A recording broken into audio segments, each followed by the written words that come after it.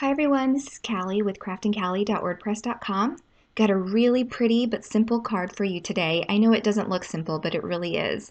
So before we get started, I just want to give a shout out to my hometown city, Kansas City. We're so happy to return and be able to be a part of the World Series and just watch the community get together. So for this card, to get started, we have a Simon Says stamp, falling snow background. I have quite a few background stamps that I've collected in the last 6 months or so, and I haven't gotten a chance to use any. So I'm excited to use it for this card. I'm using this Festive Flurry set. It comes with four larger and a little smaller snowflake, and it was, I believe it came out with Stampin' Up about 2 years ago, so it's no longer available, but if you can get your hands on one, I would definitely recommend it. It does come with matching framelits. I'm using my Misty here to stamp the snow background, and so I'm going to put it on there, and then I remembered that I needed to remove that foam sheet because there's already foam on my stamp. So I am watching that there where I lined it up at 7, and then I'll go ahead and put my card base or just the layer piece in there, and then I'm going to stamp this entire thing with Versamark ink because I want to create these snowdrops using some pearlized embossing powder to make the snow kind of glimmer a little bit in the background. So I'll go ahead and add the embossing powder all over this, and then I'll heat set it. And you see there is a little pearlized shimmer. And the brand I use is just Recollections. It's what I started with, so it's what I have and what I'm going to use up before I decide to switch to another brand. I really love Wow, so I'm going to go with them. But Recollections has not failed me yet. So if that's the best option for you because it's close by at a local craft store or whatnot, this has never failed on me. So I just wanted to let you know that. I'll be referencing the Wow one below. It's kind of hard for me to find links for certain items at Michaels.com or Joann's or whatever. So I try to find something similar that I can use. Now I'm going to use some Distress ink to blend the background. This is shaded Lilac.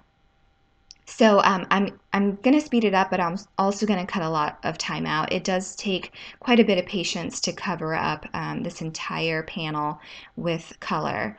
So you see there, I focus a lot of the color and intensity towards the top, and it fades out and gets lighter towards the bottom.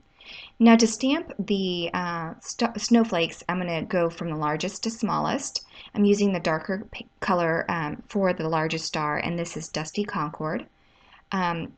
Usually people don't stamp with Distress ink because it's kind of blotchy. It doesn't give you a solid color, but I'm okay with that for this project because I know that I'll be layering it and not all of it will be showing, and that's okay. So for the second star, I decided I wanted to use Wow Metallic Silver glitter embossing powder for the second star. So I stamped that in Versamark ink again, and I'll be dusting this snowflake with that embossing glitter, and then I'll heat set that. And this embossing glitter is just so pretty. I have gold and silver. Gold and silver and clear are my go-to embossing colors. I don't have any other colors at the moment. Those are just what I use. So here's the third star, and it's in Seedless Preserves. Again, it's a Distress ink. And then the last one, I'm going to try to tie in with the background color, so I've used shaded Lilac again for the smallest star.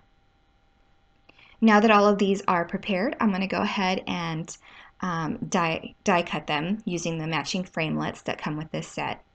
I got all of these on clearance last year when they came up on the holiday sale, so I am just so glad that I was able to nab this set. And I actually had to buy it at 2 separate occasions. I mean, like, when they went on sale, the stamp set went on sale first and then the framelits.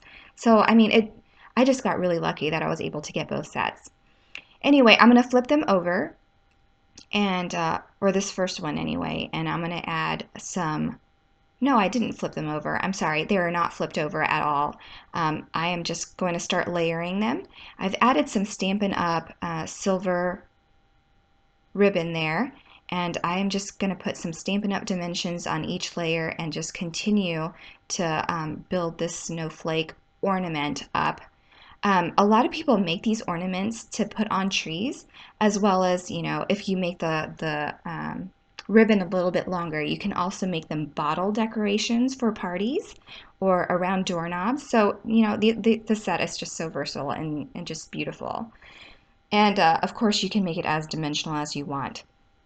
So now for the sentiment, I searched and searched for something with snow and found this Lawn Fawn set that's called Let It Snow, and I'm just going to use the Let It Snow sentiment from this stamp set. And I'll be using some Versamark as well because I want to pull in some more glitter using that Wow Silver Glitter Embossing Powder. So I'll, again, add some embossing powder and then I'll heat set that.